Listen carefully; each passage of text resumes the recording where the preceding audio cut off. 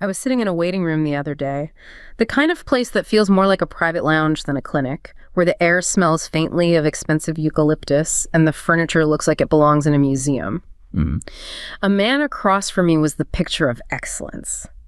He was sharp, polished, and greeted his doctor not with anxiety, but with the cheerful confidence of a businessman closing a deal. He was there for aesthetics, looking to buy a bit more of that fountain of youth we're all told is just one prescription away. Right. He looked in the mirror with total self-assurance, convinced that health was simply a matter of staying sharp and maintaining the right image. But the atmosphere changed the moment the doctor laid out what he called the roadmap. It wasn't about skin-deep improvements anymore. Oh, okay. They started talking about DNA sequences, hormone balancing, and the supernatural testosterone levels the man had been trying to maintain. Suddenly, the talk of luxury and opulence hit a wall. The doctor mentioned the necessity of checking vital organs and the uncomfortable reality of his tight prostate. Just like that, the man who was chasing infinite possibilities looked incredibly fragile. His appetite for excitement had clearly exceeded his daily allowance of biological reality. The spreadsheet met the body. Exactly. It was a jarring, almost clinical transformation to witness.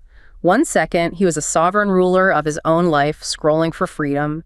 The next, he was a patient facing the staggering realization that his body was a production he could no longer fully control. Yeah. It left me wondering, when we treat our own biology as a business to be optimized and our genetics as a roadmap to be exploited, at what point do we stop living and start just managing a set of symptoms? We all want to believe we are ageless, but what happens to the best version of yourself when the data in the mirror doesn't match the dream? It's a brutal scene, isn't it? That moment, the illusion cracks. It really is. But what strikes me about your waiting room experience isn't just the personal vanity of it all. It's that this specific interaction, the roadmap, the optimization, the fragility, it's a microcosm of a much larger global shift. A global shift. Yeah. That man thinks he's just buying a private service, but he's actually participating in a new economic reality. See, that's where my brain goes, okay, sure, it's big, but I usually frame that as, a luxury market trend, which people have always tried to live forever. From alchemy to blood boys to this. Why is this specific moment different? Why isn't this just vanity 2.0? Because the roadmap the doctor laid out for him isn't just for individuals anymore. It's being adopted by entire nations. The whole country gets a roadmap. Yes. We're witnessing a convergence of economics, biotechnology, and, frankly, cultural philosophy, where the human body, yours, mine, that guy's in the waiting room, is no longer viewed as just a vessel for personal experience. It is being recalculated as the primary engine of GDP. The engine of GDP. The state is looking at that man's prostate and his testosterone levels and seeing a line item on a national balance sheet. That sounds incredibly dystopian. You're saying we're moving from health as a personal luxury, something I do because I want to feel good, to biology as a national asset. Like, my liver is a piece of infrastructure. In the eyes of the new economic models we're looking at today, yes, your liver is infrastructure, your cognitive decline is depreciation, and your longevity is a dividend. This isn't just metaphor. Oh. And today, for this deep dive, we are exploring 3 massive pillars of this shift. First, we need to look at how national investment in longevity is rewriting economic models, a concept known as state capacity. State capacity. And then we need to look at the geopolitical arms race for genetic supremacy, effectively a new biotech renaissance. In arms race. And finally, we have to talk about the cultural clash between individualism and collectivism, especially when we're faced with biological threats. Okay, so we aren't just talking about living longer. We're talking about why the state needs us to live longer. It's not benevolence, it's necessity. It is absolute economic necessity. The economics of longevity. I ran across this account from a fitness trainer in an Eastern tech hub, and honestly, it kind of freaked me out. It starts out sounding pretty normal, but then the implications they just spiral. Let me read a piece of it. Okay. I heard a story recently from a fitness trainer in a burgeoning tech hub in the East, a man who sees hundreds of young professionals every week. He spoke about a developer named Chen, who lives in a city where the government has integrated BioShield health tracking into every public park and workspace. BioShield. Chen doesn't view the morning biometric check-in as a chore. He sees it as a synchronization with the state's pulse. The story goes that when Chen's data flagged a slight cardiovascular dip, the system didn't just warn him, it adjusted his local gym subsidy and meal plan instantly. I was struck by how Chen describes his body not as a private playground, but as a high-performance asset belonging to a greater engine. Watching this from my perspective as a creator, I find it fascinating how the state capacity model turns longevity into a national duty. It feels rigorous, perhaps even cold to a Western eye, but there is an undeniable dignity in the way Chen feels his personal health is a direct contribution to his country's GDP. It's a shift from, I want to live long, to, I must endure for the collective. I must endure for the collective. That is the phrase that matters. Yeah. It reframes health entirely. It's not about personal wellness anymore. It sounds military. It sounds like he's a soldier, but instead of holding a rifle, he's just holding a low resting heart rate. Yes. But let's dig into the state capacity part of this. When I hear state capacity, like I said, I think of building dams, paving highways, maybe rolling out 5G towers, Yeah. hard infrastructure. Right, the traditional stuff. Concrete and steel. Exactly. I don't think of managing Chen's cholesterol. And that's the 20th century definition, you see. In the 20th century, state capacity was all about that external infrastructure, steel, concrete, energy grids.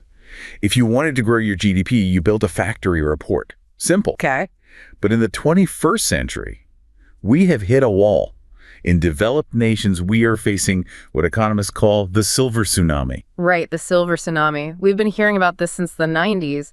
Is this actually a crisis, or is it just demographic alarmism? Because it feels like every 10 years someone says, oh no, there are too many old people, and the world keeps turning. It has kept turning because, frankly, we've used debt to plug the holes. Yeah. But the math is finally breaking. So, Traditionally, an aging population is an economic disaster. You have pension costs skyrocketing, healthcare burdens exploding, and a shrinking workforce. It is a massive drag on the economy. you have fewer people working to support more people who are just consuming resources. You hit 65, you get a gold watch, and you start producing value and start costing the system money. That's the brutal reality of the current model. Exactly. But here is the pivot. The new economic models suggest that if you change how people age, the math changes entirely. How they age, not just how long they live. This brings us to a concept from recent research on biomedical progress rates. It's a way of measuring the economic impact of medicine, and it distinguishes between two very, very different types of knowledge. Okay, what are the two types? So first you have what's called the Non-Rejuvenating Progress Rate, or NRPR. NRPR. But it's important. This refers to medical technology that extends life without restoring function. Okay. Think about the last year of life for the average American. We spend astronomical amounts of money, hundreds of thousands of dollars per patient sometimes, in ICUs, managing organ failure, keeping people breathing on machines. So you're alive, the heart is beating, but you aren't living in any functional sense. You aren't working, you aren't creating, you aren't even really consuming in the active sense. You're just existing at a very, very high cost. And from a cold, hard economic perspective, NRPR is a sinkhole. It lowers GDP efficiency because you are spending precious resources to extend the period of dependency. You are effectively paying to make the drag on the economy last longer. That is dark, but I see the logic. True. It is the reality of the numbers. But then you compare that to the second type, the rejuvenation rate, or RR. Okay, RR. These are technologies that restore the ability to perform useful work. So give me the counterexample to the ICU. What's a rejuvenation rate technology? Okay, think of a hip replacement for a 65-year-old carpenter. That surgery costs money, yes, but it restores his mobility. He can go back to work for another 10 years, paying taxes, contributing. Or think of a vaccine that prevents a specific type of cancer entirely. Or new treatments that can reverse early-stage vision loss in an office worker. Okay, so one extends the nursing home phase, the drain phase, and the other extends the productive phase. And the key insight here, the reason nations are becoming obsessed with this, is that economic growth in developed countries depends entirely on the ratio of these two rates. RR versus NRPR. It's a battle for the national balance sheet. If we only focus on keeping people alive at all costs, just the NRPR stuff, the economy collapses under the weight of care. But if we focus on the rejuvenation rate, extending the maximum productive age, we get what's called a longevity dividend. A longevity dividend. So going back to Chen in that story, the government isn't tracking his cardio because they want him to be happy on his morning jog. They are tracking it because they need his rejuvenation rate to stay high. They need him to be a net contributor for 60 years, not 40. It is the distinction between keeping people alive and keeping people useful. And the state has realized that a sick population is a liability, But a rejuvenated population is a massive asset. It's a fundamental shift in how a government views its people. But there is another layer to this dividend that connects directly to productivity, and that is education. How does living longer change education? I feel like most people are done with school by their early 20s. If I knew I was going to live to 150, I'm not sure I'd want to spend more time in a classroom. I'd want to be out at the beach. You say that, but the economic incentives suggest otherwise. Really? Yeah, there's a strong documented link between life expectancy and human capital accumulation. If you expect to live to 40, which was true for much of human history, are you going to spend your 20s getting a PhD in astrophysics? Hey, the ROI is terrible. You spend half your productive life studying, work for 10 years, and then you die. You'd want to get out there and start earning or living immediately. Correct. But if you expect to live to 90 or 100, and crucially you expect to be healthy during those years, thanks to that high rejuvenation rate, the whole calculation changes. You are much more willing to spend more time acquiring high-level skills, PhDs, specialized medical training, complex engineering, because you have a massive horizon to apply them and see return on that investment. This creates a smarter, more highly skilled workforce. So as life expectancy rises, the workforce naturally becomes more educated because the incentive structure shifts. We get smarter because we have more time to use the smarts. Yes. And the research indicates that this education channel is actually a stronger driver of productivity growth than just adding more bodies to the workforce. Quality of worker over quantity of workers. So when we look at the state capacity model involving Chen, the government isn't just checking his heart rate to save on future hospital bills. They are calculating the ROI on his brain over an 80-year career. They're not just maintaining the machine, they're upgrading the software. An excellent way to put it. They are optimizing a biological machine to ensure maximum output for the longest possible time. Which brings us back to that line, endure for the collective. It's almost like we are moving from being citizens to being long-term investments, like a government bond that matures over 80 years. Yes. And this perspective isn't just a domestic policy issue. It is driving intense international competition. How? If biology is an asset, then having the best biology, the most efficient, the most disease-resistant, the most intelligent population becomes a matter of national security.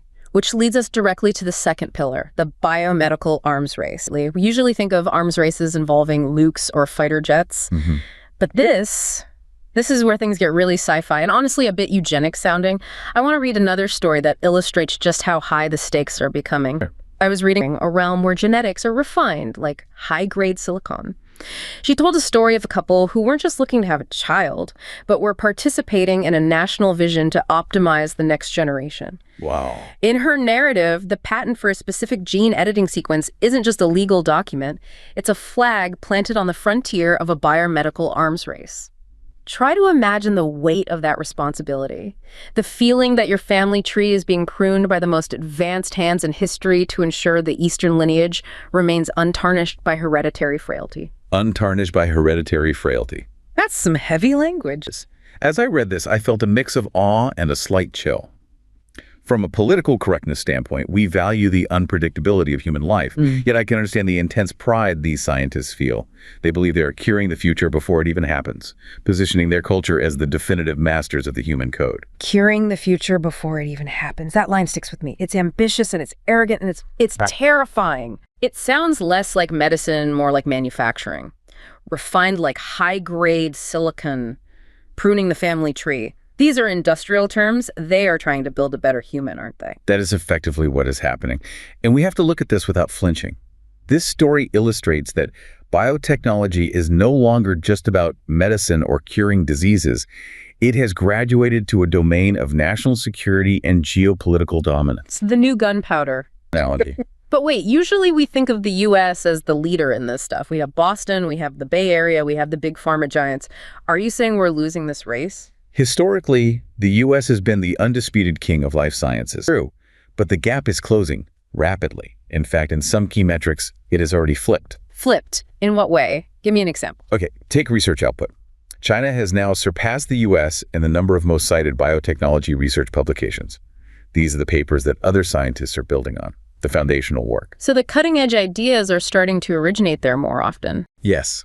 We are seeing a shift towards a clear U.S.-China duopoly in biotech. Europe is trailing as a distant third. But it's not just about paper citations. It's about the integration of data and the ability to execute. So the center of gravity is moving east. But what specific technologies are driving this? What are they racing for? It's not just about making a better headache pill. It is not just pills. It is about programmable biology. Programmable biology. It means we are entering an era where we can not only read the genetic code, but actively edit it and, in some cases, write new code from scratch. You're talking about CRISPR. CRISPR-Cas9 is the famous one, yes. Yeah. The ability to cut and paste DNA like a word processor. That's what was alluded to in the story regarding the Eastern lineage. But the real accelerator here isn't just CRISPR, it's the convergence of biology with artificial intelligence. Like using AI to design drugs. I've seen headlines about that. Think about a tool like AlphaFold from DeepMind. For decades, one of the hardest problems in biology was figuring out the three-dimensional shape of a protein. Because the shape determines what it does. Exactly. Proteins are the little machines of the body, and their shape determines their function.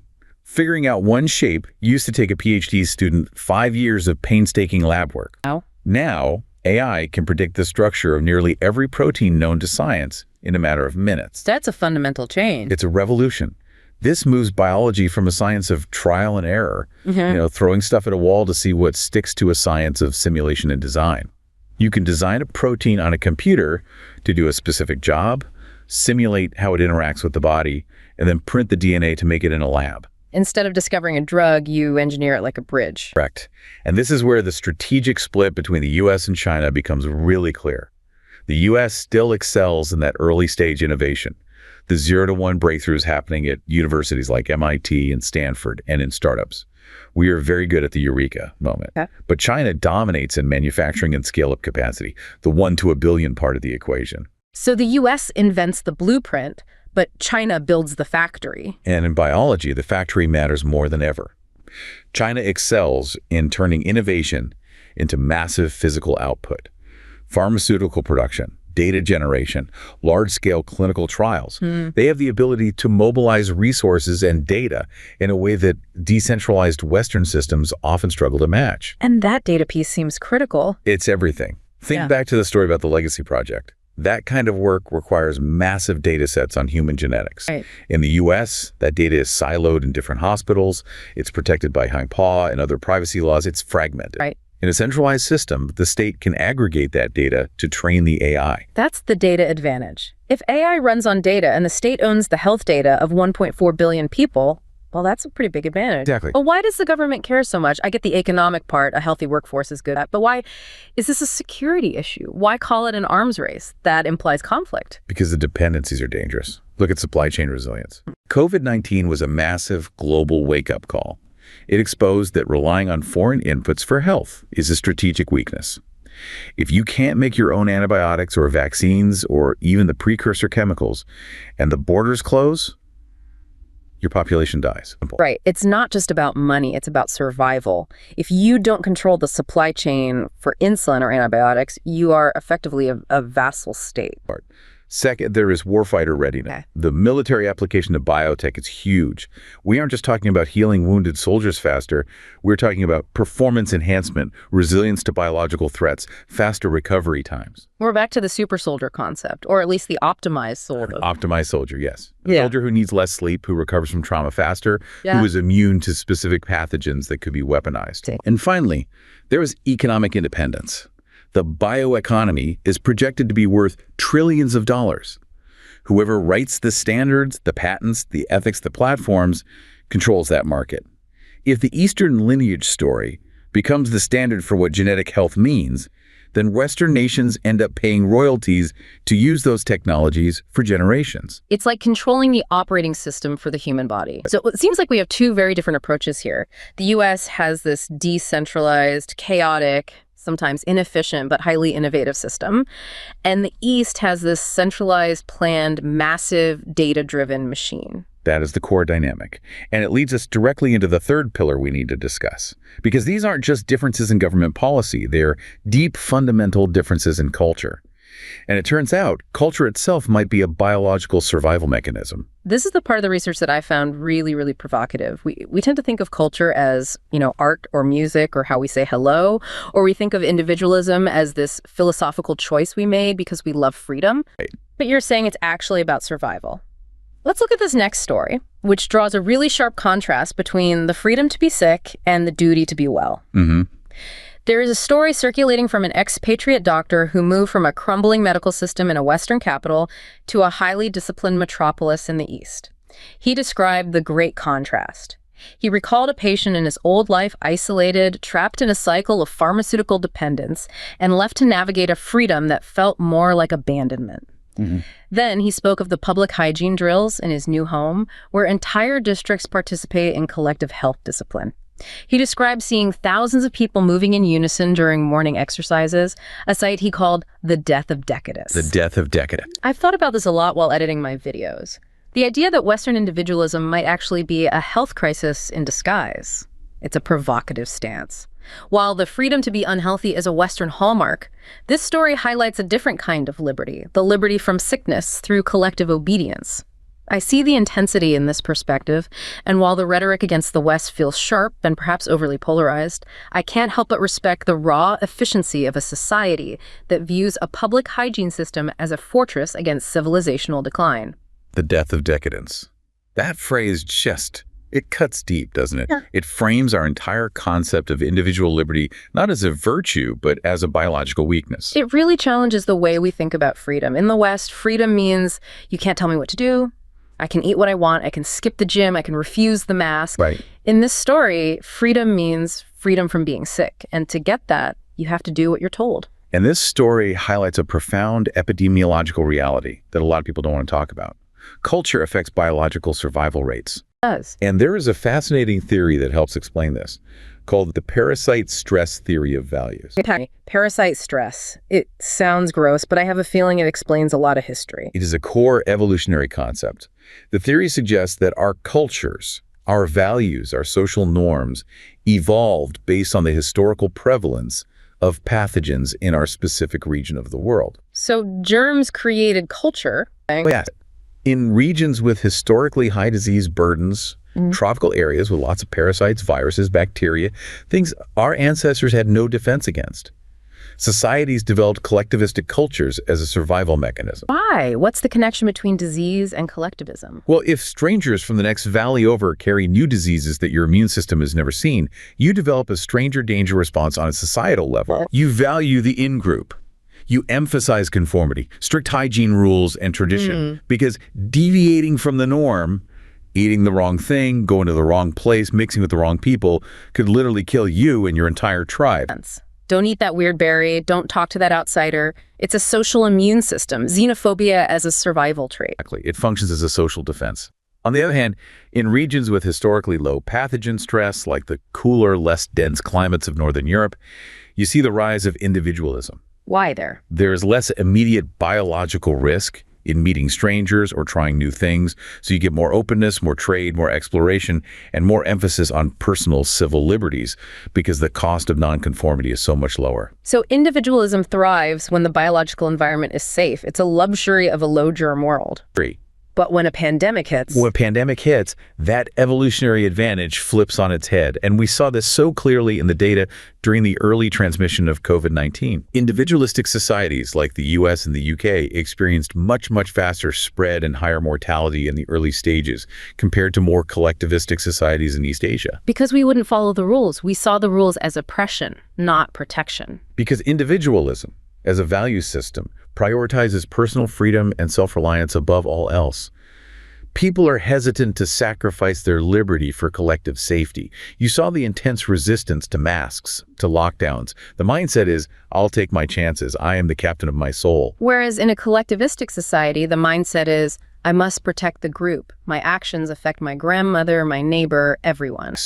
There is a built-in willingness to coordinate behavior, like the public hygiene drills in the story. It is extremely efficient during a biological crisis. If the state says everyone jump, everyone jumps. And if jumping is what stops the virus stops. But the doctor in the story called individualism decadence. Is it really that simple? I mean, I like my individualism. I like that I can choose my own path. Is individualism just a luxury we can't afford in a world of constant biothreats? Well, there is a trade-off, and it is a painful one. Individualism has immense strengths. It drives innovation, creativity, economic growth. It typically correlates with a higher quality of government and less corruption. precisely because people are encouraged to question authority. Individualistic societies are often richer, which means they have better hospitals and can develop better technology. So we have the best tools, but the worst behavior. We can invent the vaccine in record time, but we can't get people to agree to take it. That is the paradox in a nutshell. Individualistic societies are often better equipped technologically. The U.S. developed the mRNA vaccines at warp speed, but their behavior makes them more vulnerable to the initial wave of a pandemic. As you noted, the freedom to be unhealthy becomes a national liability. It feels like we're stuck in a bind. We need the innovation of the individualist to invent the cure, that crazy scientist who thinks outside the box, but we need the obedience of the collectivist to stop the spread. That is the modern conflict.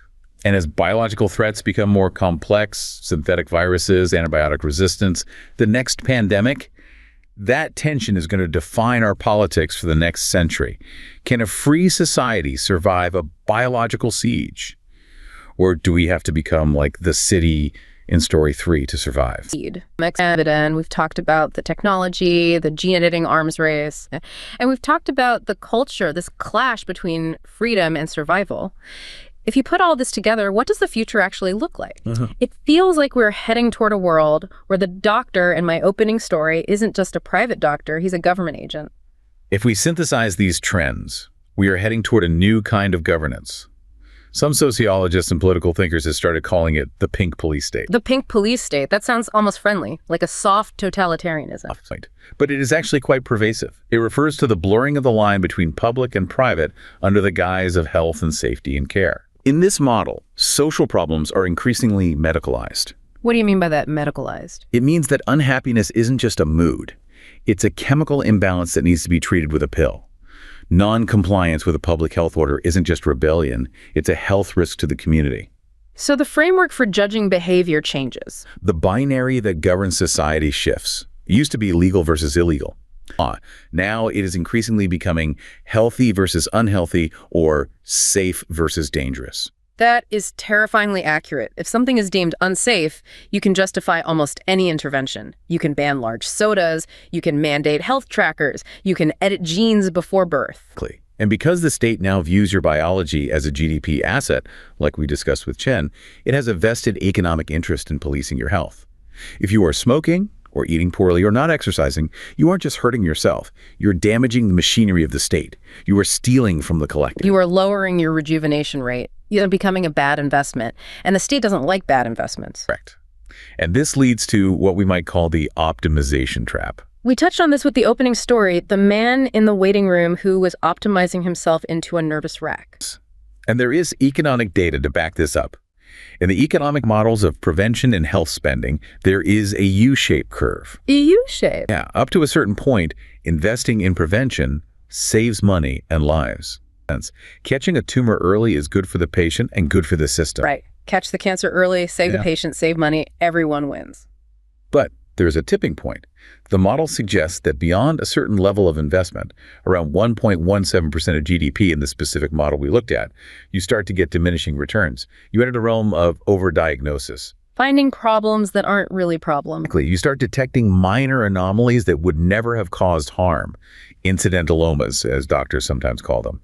This leads to unnecessary treatments, a huge amount of anxiety, and it starts identifying people as sick who actually feel perfectly fine. You create a population that is obsessed with their own metrics. You turn healthy people into patients, just like the man in the waiting room. He wasn't sick until the doctor told him his numbers weren't optimal. He tried to optimize himself so much that he ceased to be a person living a life and became a patient, managing a set of biological parameters. And the risk is that nations do that to their entire populations. If they optimize their populations too aggressively, they risk creating a society that is biologically robust, but culturally dead. Brittle. It feels like that is the danger for all of us. Whether it's the US or China or anywhere else, the pressure is to optimize, to be smarter, stronger, immune to disease. The challenge for the future, for everyone, is finding the balance. We need the longevity dividend. We need healthy, productive workers to support our economies. We can't afford the silver tsunami, but we also need the liberty dividend. The liberty dividend. We need free, creative, sometimes messy minds that aren't afraid to take risks, even if those risks aren't optimal for the national health charts. It really forces you to rethink what health actually is. Is it just the absence of disease? Or is it the capacity to live a life that feels like your own, even if it's imperfect? We have gone from the waiting room mirror to the national GDP charts. We've seen how biology is being standardized, optimized, and in some cases weaponized. We usually think of the future as flying cars and space travel, but the real frontier seems to be happening inside our own cells. And in the laws and cultures that govern those cells. It forces us to ask one final thing. If our value is increasingly measured by our biological output, our rejuvenation rate, our genetic purity, our hygienic compliance, then are we the customers of this new health economy, or are we the product being refined for the state's shelf? That is a question we all need to answer. I will catch you on the next one.